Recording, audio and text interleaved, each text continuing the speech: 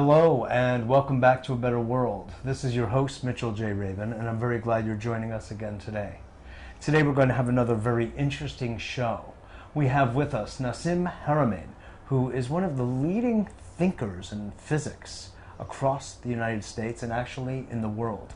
He's helped to develop something called the Resonance Project, and he's engaged a team of scientists to help look at and go beyond Einstein's thought.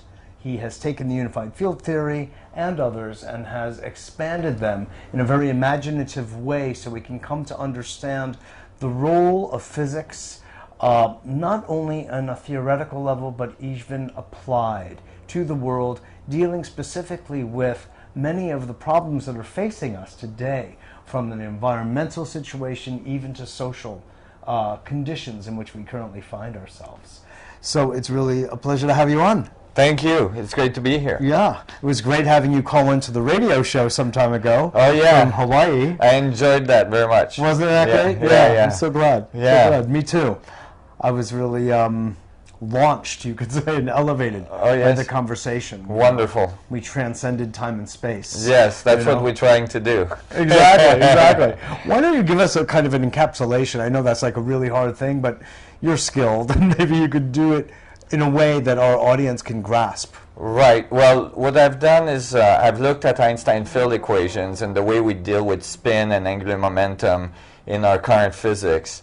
And I realized there was some deficiency in the way we looked at space and matter. And I realized that we had missed, well, we didn't have in our current physics the source or the origin of things. Like we didn't have the origin of the magnetic field, we didn't have an origin of spin. Basically the Big Bang just replaced the word God in our physics. When the why question is actually dropped out a lot because nobody knows how to answer it. Right, exactly. And for me that was unacceptable. I was really looking for the source. I'm glad to hear that. And I started to realize that when we look at the material world, we're really looking at 99.999999% space.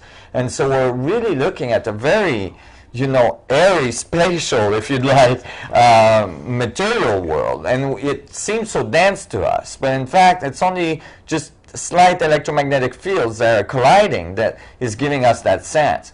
And I started to think very early. I realized that early on when physics was something that I just thought about. I went, my God, if you look at the space between, the proton, neutron, and the electron, all there is empty space. Right. That's why things actually such as Zen appealed to me, because I could come to understand the understanding of the void. Right. Yeah. Exactly. That's what most things are. Right. Even between atoms, in like a molecule of diamond, there's it's very dense. Still, if you grew one of the atoms in that molecule to an orange size, the other one would be 2 football fields away.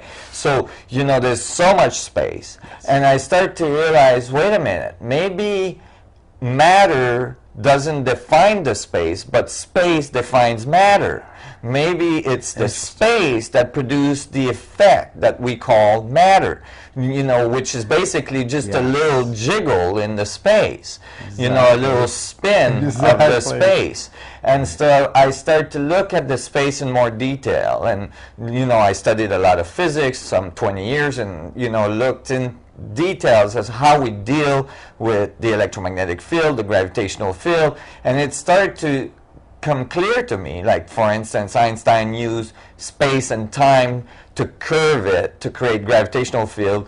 I found out that at the quantum level, when they look at the space is not empty, but it's actually full of energy. Vacuum fluctuation it's called, or zero-point energy, and that this fluctuations are not trivial. They're like infinitely dense, and then they're renormalized to a number that they can deal with, which is 10 to the 93 grams per centimeter cube, which is more than if I took all the stars in the universe that we see in billions of galaxies and stuck them in a centimeter cube of space.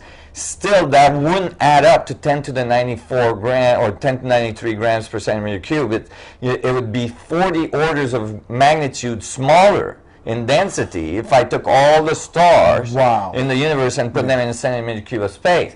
So it was clear to me that maybe it's the other way around, that it's the space that creates matter. And I started to look at the space in a different way. You know, I'm very dyslexic, so I have a tendency to flip things around, so it was easy for me. Very funny. And I started to think, well, maybe there's there's a little bit of structure in the space. There's a little bit of coherency in the space. That these fluctuations in the vacuum are not completely random as described in current physics, but they actually there's areas where there's coherency and there's structure, and where there's coherency and structure, all of a sudden, basically energy comes out of the space, electromagnetic field.